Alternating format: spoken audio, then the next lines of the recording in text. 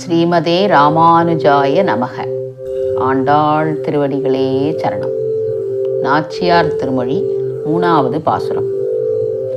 காலை எழுந்திருந்து கரிய குருவி கணங்கள் மாலின் வரவு சொல்லி மருள் பாடுதல் மெய்மைகொலோ. சோலைமலை பெருமான் துவராவதி எம்பெருமான் ஆலின் இலை பெருமான் அவன் வார்த்தை உரைக்கின்றதே. கருப்பான குருவி கூட்டங்கள் விடியற்காலை எழுந்து என்ன பண்ணுறது? பெருமாளின் வரவை சொல்கிறது. எப்படி சொல்கிறது தெரியுமா?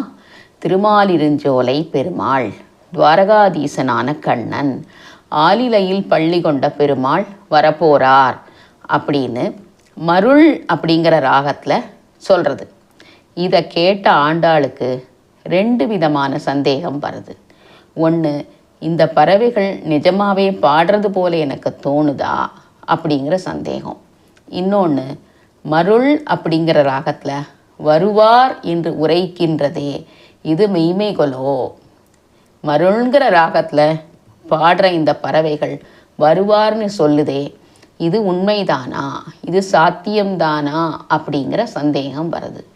ஏன் இந்த சந்தேகம் வருதுன்னா, அவள் இதுக்கு முன்னாடி பல பறவைகளை கண்ணனுக்கு தூதா விட்டுருக்கா.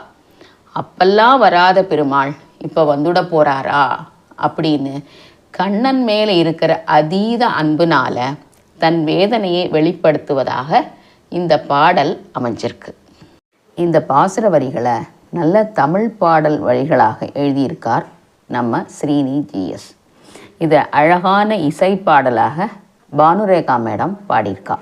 இந்த பாடலோட ஆரம்ப இசை வளரும் கலைஞர் தரண் பாலகிருஷ்ணன் ரொம்ப அழகாக புல்லாங்குழலில் வாசிச்சிருக்கார். கேட்கலாம் வாங்குவோம்.